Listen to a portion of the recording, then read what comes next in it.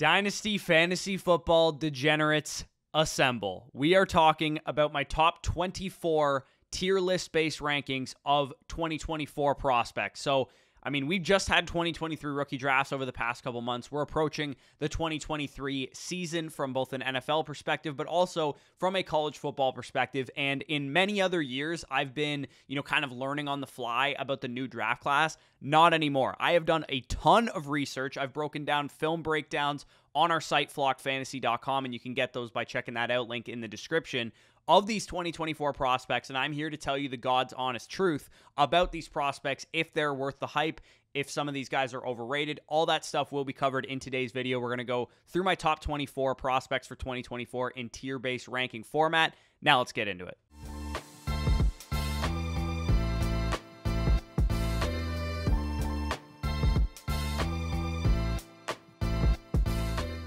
All right, so as I mentioned in the intro, this is going to be my 2024 Dynasty rookie rankings, final draft, summer scouting, whatever you want to call it. I'm going to go through each individual tier. I'm going to talk about the players in the tier, the market perception of these players, and whether it's accurate or not. I'll give some comps because I watched film on all 24 of the guys in this video. And then obviously, if you guys want a more in-depth look on some of these top prospects, you can head on over to flockfantasy.com and use the promo code FSE and watch these breakdowns. I did top 10 quarterbacks, top 10 running backs, top 10 wide receivers, and I did film breakdowns for the top 5 of each position, so you guys can see my, true, honest thoughts over there. Unfortunately, I can't post them over here on YouTube, but you can get them by signing up on the site. So the elite prospects of this class, I'm sure you guys know who I'm about to talk about, but I do want to, talk about the market perception of these players and whether it's accurate and that kind of thing. Caleb Williams, Drake May, and Marvin Harrison Jr. These are the crown jewels of this class.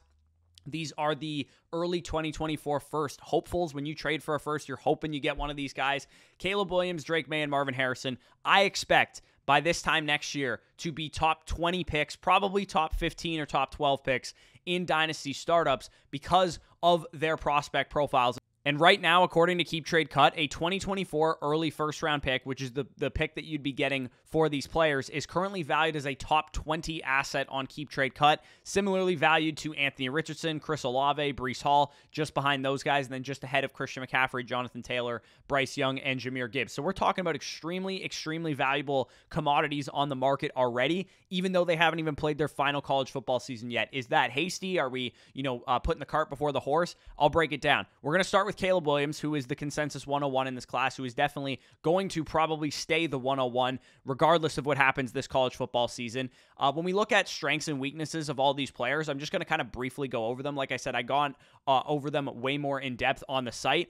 But with Caleb Williams, the first thing that stands out is arm talent. He's drawing, very blasphemous comparisons, albeit to Patrick Mahomes, because of what he can do out of structure, because of what he can do off platform. But he also was top 10 in the country in PFF rushing grade, 600 rushing yards and 10 touchdowns in 2022. He obviously won the Heisman Trophy, so we know he's a very efficient quarterback, accurate quarterback as well. 89.9 PFF passing grade, was 6th in the country, 4th in EPA per play, and points above average per play. Was able to create a lot of big plays as well, 28.5% boom play percentage per Sports Info Solutions. And then handling pressure was really the part that made him elite. 78.9 PFF passing grade, was bar none the best in the NCAA by like 5 or 10 points. So this guy knows how to handle pressure. And as I've talked about in previous videos, the best quarterbacks in Dynasty, the best quarterbacks in fantasy football, period, they all have that in common. They can all handle pressure very well. And Caleb Williams obviously has that. The hype, is it warranted? Abso-fucking-lutely. This guy is an unbelievable prospect, to the tune of Trevor Lawrence, to the tune of Andrew Luck. He is the next guy in line, and he will absolutely be a top 10, top 15 startup pick at the very worst this time next year. Quarterback 2 is Drake May, and this guy is no slouch either, so don't let Caleb Williams overshadow just how good Drake May is from North Carolina. Size-wise, he definitely stacks up a little bit better at 6'5", 215, 220 pounds. Caleb Williams like 6'1", 210 pounds, so he's a little bit smaller, but Drake May actually recorded a better big-time throw percentage, was 2nd in the country with 8.4%, so he knows how to get the ball downfield. He knows how to move the ball as well. Turnover-worthy play percentage was also quite low for Drake May, 2.4%. And then he also can run the ball as well, 899 rushing yards and 7 touchdowns. PFF passing grade was 3rd in the country, top 7 in EPA per play. So, I mean, we're looking at a guy with Trevor Lawrence and Caleb Williams. Like, that's the generational prospect comparison. It is very similar to how good of a prospect Justin Fields was, or how good of a prospect RG3 was those years that those guys came out. And Drake May is kind of the RG3 / Justin Fields of this class, where he's still a very good prospect. He would be the quarterback 1 in this past year's class. He'd be the quarterback 1 in probably many other classes. But because he's overshadowed by Caleb Williams, he is going to come at a slight discount, and I still believe, will be a top 15 startup pick this time next year. So he is absolutely a stud quarterback. Both of these guys, I mean, Drake May kind of reminded me a little bit of like a Justin Herbert, and then Caleb Williams more of like Andrew Luck was the comparison that I saw when I watched him. Then we get into the final guy of this tier, which is the crown jewel of the wide receiver class, Marvin Harrison Jr. of Ohio State. Route running off the charts. His dad, obviously a first ballot Hall of Famer, Marvin Harrison Sr. Tore it up for many years with Peyton Manning in Indianapolis. 89.9 PFF receiving grade last year for Marvin Harrison Jr., which was 1st in the Power 5, 3rd in the NCAA overall. 3.18 yards per route run, which was 7th in the country. Hands-wise, he's not necessarily the greatest at this point in time. Definitely needs to improve on that. 89.0 on-target catch percentage was 92nd in the country, but he does play a downfield role, so he's not the type of guy that's going to get a lot of easy dump-offs, easy targets. 13.5 average depth of target was top 30 in the country, but he did post just some absolutely elite 3-level ability, 99.9, so a perfect PFF receiving grade on targets 20-plus yards downfield. That led the entire NCAA at the wide receiver position. My comparison for him, it's a very easy one to make because he's big, he's physical, he wins downfield, and he's one of the best wide receiver prospects we've seen. He was Jamar Chase all over again. That's exactly the type of prospect that I think Marvin Harrison is. 33% dominator rating as a true sophomore, 19-year-old, on the field competing for targets with Emeka Egbuka, with Jackson Smith-Njigba. This guy knows how to win. He knows how to score fantasy points for us once he gets to the NFL. 0.26 EPA per team attempt was in the 99th percentile, was the highest that I saw recorded on Campus to Canton's website for a sophomore wide receiver. So, I mean, when it comes to these 3 players, these guys are the crown jewels of the class. We had one crown jewel in 2023, and that was Bijan Robinson and maybe Bryce Young to some degree. These guys, all 3 of them, probably would have been the 101 or 102 in this past class. So if you think about it this way, the top of the class in 2024 has 3 Bijan Robinsons instead of just 1 Bijan Robinson. And that's why people are hyping up this class so adamantly, because these 3 guys are absolute superstars, are going to all be top 15 Dynasty startup picks this time next year. Caleb Williams and Drake May will be top 10 quarterbacks. Marvin Harrison will probably be the consensus wide receiver 3 behind Justin Jefferson and Jamar Chase, because these guys are just that good. So now let's get into the next kind of tier of prospects here. We have the mid-first round prospects. Emeka Egbuka, you guys can see there. Trey Benson, Raheem Sanders, Travion Henderson, Malik Neighbors, and Brock Bowers. A mid-first round pick in 2024 right now is currently valued as, like, give or take a top 50 asset. Daniel Jones, Austin Eckler, and Najee Harris slightly above, and Tony Pollard, Devontae Adams, TJ Hawkinson slightly below. So I'm going to go a little bit faster with these guys. Emeka Egbuka, a lot of good strengths to his game. Right now, or at least last year, he was playing the role that Jackson Smith-Njigba kind of vacated because he was injured most of the season, where he was playing mostly out of the slot. He has 6'1", 200-pound frame, 4.42 coming out of high school. He was the possession receiver for C.J. Stroud at Ohio State alongside Marvin Harrison there. 7.1 yards after catch per reception. He's able to create things after the catch. He has very strong hands, very consistent as well. 2.98 yards per route run, was 11th in the country. I definitely think there's a little bit more meat left on the bone for Emeka Egbuka because he was overshadowed by Marvin Harrison, and he is playing a role that, honestly, I think he can do more. I don't think he needs to be a slot receiver like JSN was at Ohio State. I think he has the athleticism, 4.42 coming out of high school, like I said, to play on the outside, and I think an NFL team is definitely going to see that. He is the 4th best player in this class, in my opinion, based on the film study and the analytics that I've seen. My RB1 is Trey Benson, which will probably shock a lot of you, not being Raheem Sanders or Travion Henderson, but Trey Benson from Florida State is one of the craziest film evaluations I've seen from a sophomore, or I guess he was a junior last year, but from an underclassman running back. 51.29% tackles avoided per attempt. That is a PFF record that beats out Bijan Robinson's 46% last year. Elusive rating of 226.6, also a PFF record. This guy can create on his own. He is extremely, extremely strong and elusive. 4.53 yards after contact per attempt and 18.95% broken tackles per attempt. Those were both top 7 numbers in the country. Doesn't really have a whole lot going on as a receiver, only a 4% target share last year, but this year he should be more in line to see a bigger workload as a receiver as the starting back. He's got the size, 6'1", 215 pounds, 28.5% backfield dominator rating though as a career high. So as a senior, we really need to see this guy carry the workload, but a 91.4 PFF rushing grade and 6.5 yards per carry were both top 10 in the country. Sub 11 second 100-meter dash coming out of high school. Track background, he did tear his ACL as a freshman at Oregon, and he had to transfer away, and he's now like three years removed from that injury, so he should be 100% healthy. But Trey Benson is the guy that I'm keeping my eye on the most. I think he has the highest ceiling of all the running backs, hence why he's my running back 1. Raheem Sanders is my RB2. Very good all around, I would say. Missed tackles force was 16th in the country, 71st percentile target share, which I think is his best asset. When I was watching Raheem Sanders, he reminded me a lot of Ramondre Stevenson, a guy who's a big back, who's physical, who's efficient, who's elusive, but can actually contribute on third down as a receiver. 4.52 40-yard dash coming out of high school at 225 pounds. And Ramondre Stevenson didn't really run all that fast pure speed-wise, but he was good from a weight-adjusted standpoint. I think Raheem Sanders is like Ramondre Stevenson plus, where he's good at everything Ramondre Stevenson is good at, except he adds that extra element that I think he is a lot faster than Ramondre Stevenson. His nickname is Rocket because he runs probably in the 4.4s once he actually tests at the NFL scouting combine. So Sanders is really, really interesting as well. I would be happy with either him or Benson at the top, 6 picks or so of next year's class. When I was watching Trey Benson, he kind of reminded me a lot of J.K. Dobbins. That was my comparison that I came up for him. Then we get into RB3, which is Travion Henderson for me. Travion Henderson obviously had a monster freshman season, but a down sophomore year dealing with a foot injury most of the year last year. Most of these stats were taken from his freshman season because I think it paints a better true picture of who Travion Henderson is. I was a little bit underwhelmed, if I'm being honest, when I was watching his film, and I was watching mostly his freshman tape. 116.9 elusive rating, was 7th in the country in 2021 as a true freshman, which is very impressive. 4.31 yards after contact per attempt, 5th in the country. Also very impressive. He had a 6% target share as a freshman in the 55th percentile if he were coming out as a junior. So very impressive there. 5'10", 215 pounds, 73% of his backfield's targets and carries. So great dominator rating. He showed workhorse ability, and then he was 6th in EPA per play as a true freshman and ran a 4.45 coming out of high school. So Travion Henderson has everything he needs to put it all together this year. He just needs to stay healthy and produce and showcase that he's a little bit more creative than what we saw from him as a sophomore. Most of his freshman season, he was making people miss, but not so much as a sophomore. I chalk that up to the injury most of the time. Wide receiver 3 here is Malik Neighbors, who is going to be the second last player of this tier. He is more of a projection. I would say he's definitely the least refined player in this tier, but he has a ton of ability. He was a guy that was very productive downfield.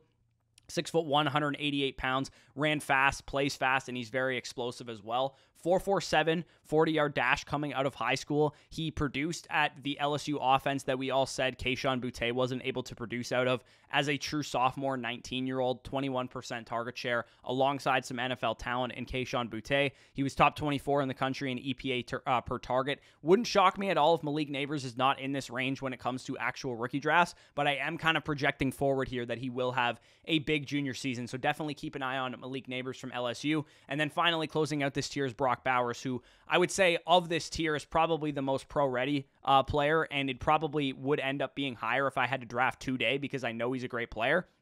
But he does play tight end, and unless you're in tight end premium leagues, he probably slides down a little bit here. But just a ludicrous prospect profile here for Brock Bowers. 2 seasons of a 90-plus receiving grade at the tight end position is absolutely unheard of. He is top 5 in the country both of those seasons, including as a true freshman 18-year-old in 2021, true sophomore 19-year-old last year.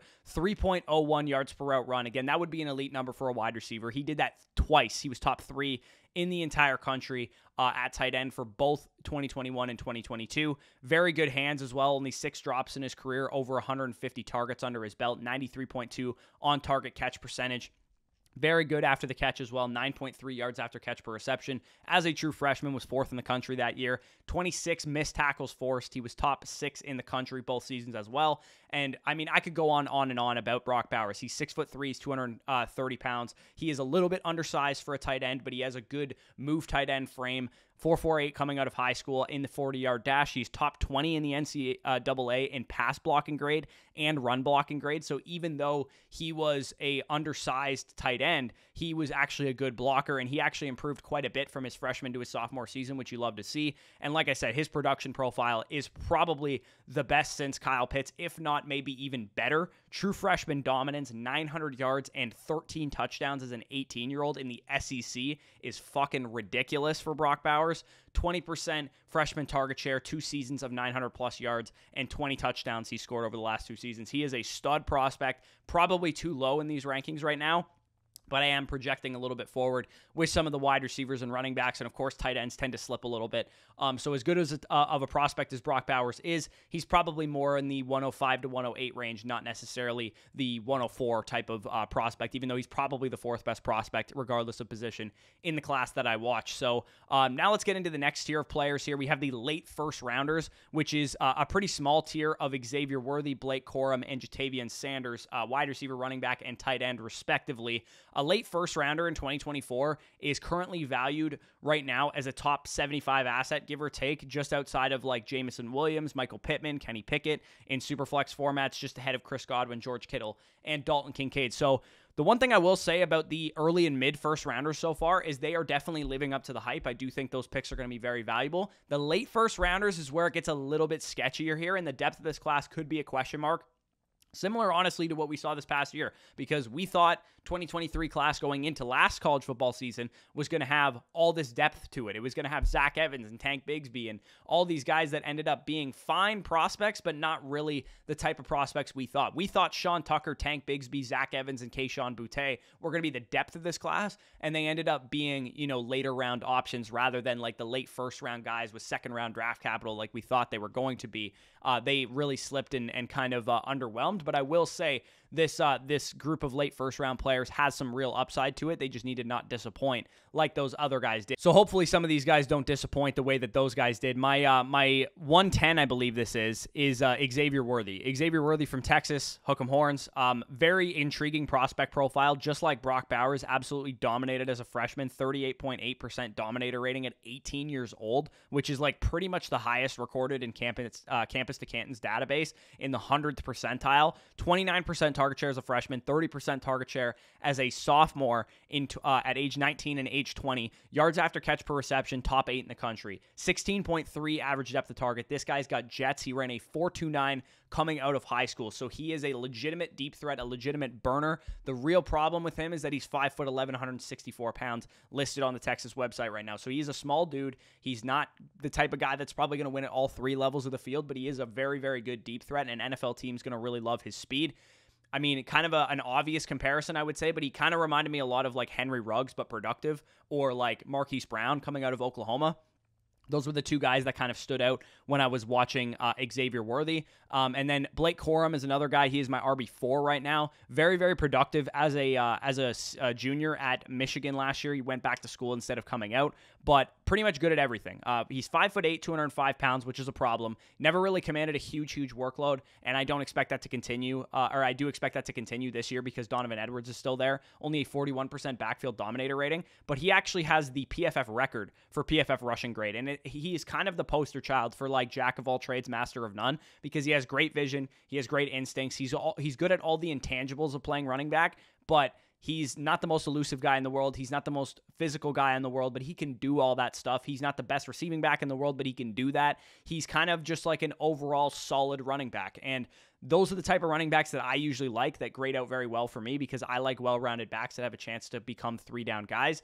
But Blake Corum is a little undersized, ran a 4.62 coming out of high school as well, so he's not the fastest guy in the world either.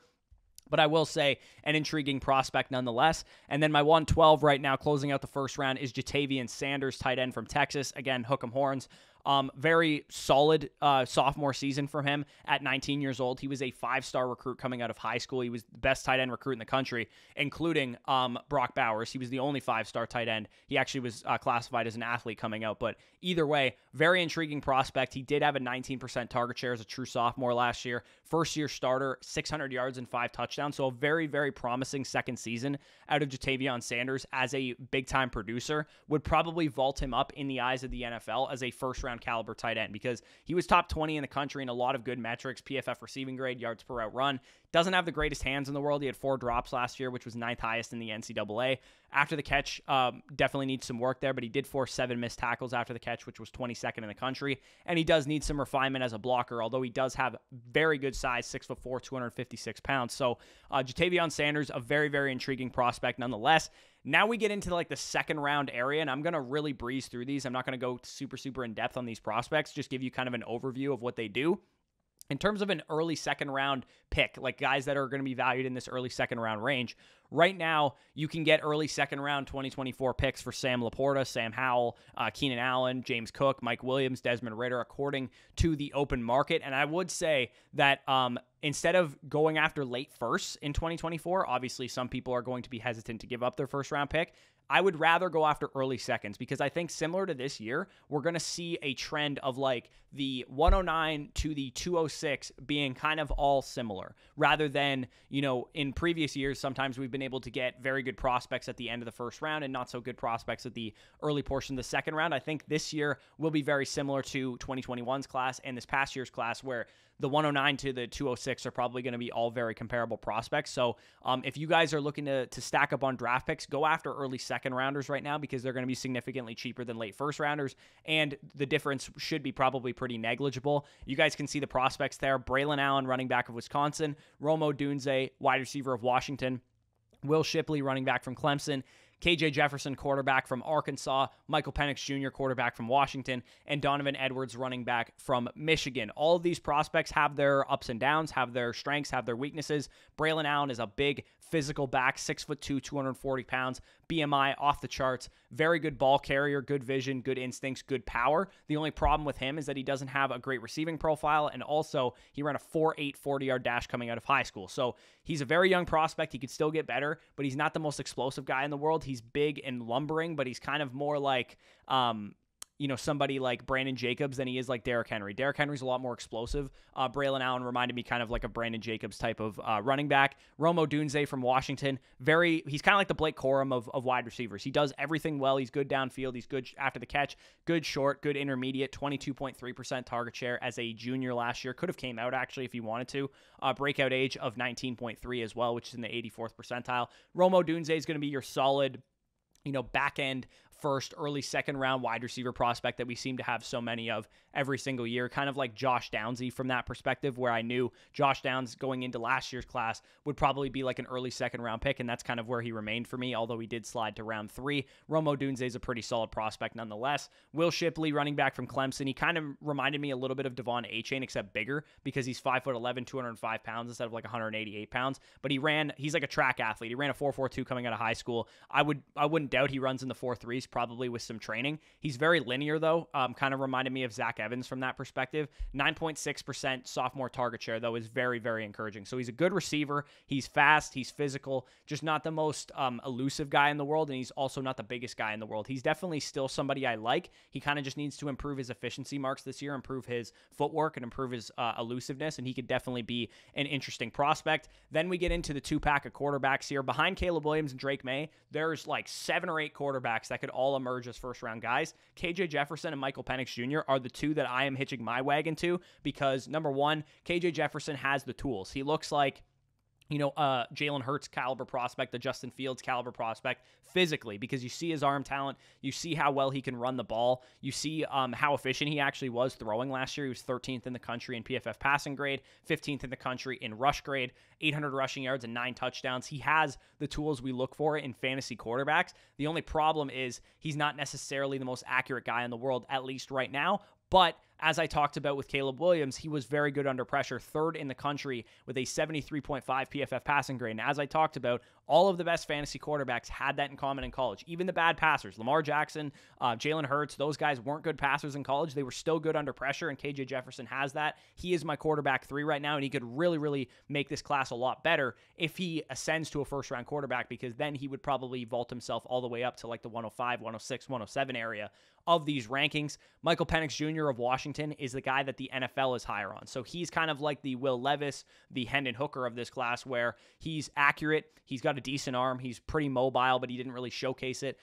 He is kind of a jack of all trades, master of none at quarterback. He had an 88.1 PFF passing grade, top 9 in EPA per play. So he's an efficient quarterback. He's good under pressure as well, but he doesn't have the greatest arm in the class. He doesn't have the most mobility in the class, so he's kind of more of your like boring, prototypical NFL is higher on him type of quarterback. And then to close out this tier of players, we have Donovan Edwards, running back from Michigan, and it's really annoying. I mean, that Corum went back to school. Donovan Edwards probably was in line to have a big workload this year, but he has some issues as well. So I'm not going to go ahead and say that Donovan Edwards is going to be a great prospect no matter what, because he's listed 6 foot, 202 pounds, which is not a good BMI. It's not the type of workhorse size that we're looking for, but he does have some intriguing qualities. 7% target share as a freshman, 7.3% target share last year. Good speed, good athlete, ran a 4.55, sorry, coming out of high school, probably 4.4 speed when it comes to training for the combine, and he actually led the country in 60+ yard rushes. So he's an explosive guy. He's a good receiver. He's kind of like Will Shipley. They're almost like the exact same player, except I think Will Shipley has a little bit more refinement to his game, and Donovan Edwards is a little bit more of a pure athlete, which is the difference between those two guys. And in my opinion, he's the last of the tier of running backs that I would say has a chance to get day 2 capital, unless something magically changes with a lot of these guys. This is probably the 7 running backs that we're expecting, or at least hoping that they get day 2 capital for. And I would imagine 5 or 6 do actually get day 2 capital when all is said and done. And then the final tier of players here is the late second rounders. These guys are all dart throws, but I do think all of them have their own intriguing skill sets. With Jackson Dart and Quinn Ewers, both of these quarterbacks are toolsy. Both of them are big. Both of them have good arms, but both of them are very inconsistent. So if they don't take steps forward this year, they are going to fall way out of favor, but they could also end up becoming the quarterback 3 of this class, especially Quinn Ewers, who is like the highest high school prospect recruit we've seen in the last 15 years. He definitely has a lot of raw ability. We just need to see him put it all together at Texas this final year. Dorian Singer from USC, he transferred away from Arizona. Now he's at USC with Caleb Williams. I'm expecting a big year out of him. He has the size, he has the ability to work downfield, and he's a good athlete. Johnny Wilson at Florida State. I am very high on this Florida State offense. Jordan Travis is a good prospect. Trey Benson, like I said, is my RB1. Johnny Wilson and Keon Coleman at wide receiver are both intriguing wide receiver prospects for this class. Johnny Wilson is the more intriguing of the two for me because he's big. He's 6'7", 235 pounds, and he kind of reminds me a little bit of like a poor man's Mike Evans in college. So I really, really like Johnny Wilson's skill set. He's good after the catch. He's good downfield, and obviously he has great hands and wins at the catch point given his size. Mayan Williams is the backup running back to Travion Henderson at Ohio State. When I watched him, he kind of reminded me a little bit of Dameon Pierce. He was able to avoid a lot of tackles, like 37% and 41% of his tackles avoided per attempt the past couple of years. So he is very intriguing, and he's also big too. He's 5'9", 225 pounds. So he's got the size to be an early down ball carrier, and he's very elusive, which is why he reminded me of Dameon Pierce, but he doesn't really have much in the way of, receiving skill set. He's not the best athlete in the world, but I'm very intrigued by him and seeing what he can do. And then my sleeper of the class is my 24th ranked player here, Malachi Corley of Western Kentucky, wide receiver prospect. He kind of reminded me a little bit of like an unrefined Brandon Ayuk because he's great after the catch. He led the NCAA in missed tackles force with like 40 of them. So he is really, really explosive in space, and he also had a good downfield profile and commanded a solid target share. It's small school competition, but I am very intrigued by Malachi Corley. So if you guys followed all of this, I know I went off on tangents on like 30 players. I went full Mel Kiper mode on a lot of these guys. But if you got some value from this video, if you got some value from this tier list, definitely leave a like down below. Subscribe to the channel if you are new around here. And if you guys want to see the film breakdowns of all these players, then check out the site, flockfantasy.com. Use that promo code FSE for a number of reasons. Using our promo code will get you access to first priority to Dynasty Decisions episodes, so we can break down your Dynasty teams live on the channel. And also, if you sign up annually, you will get a free Zoom consultation by using our promo code, and you can set that up with myself or with Danny, and that will be of huge benefit to you. you. Our site has a ton of stuff to offer, not just 2024 rankings, not just Dynasty rankings, not just 2023 rankings. We have bonus articles, bonus videos, databases, all that stuff. So much value packed into that site, and you get the bonus content of your other favorite Dynasty content creators like Mason, like Zach, and Chris, and Pierre, and all the guys that we have over there on Flock Fantasy. So definitely check that out if you guys are interested. But with that being said, peace out, and we'll talk to you soon.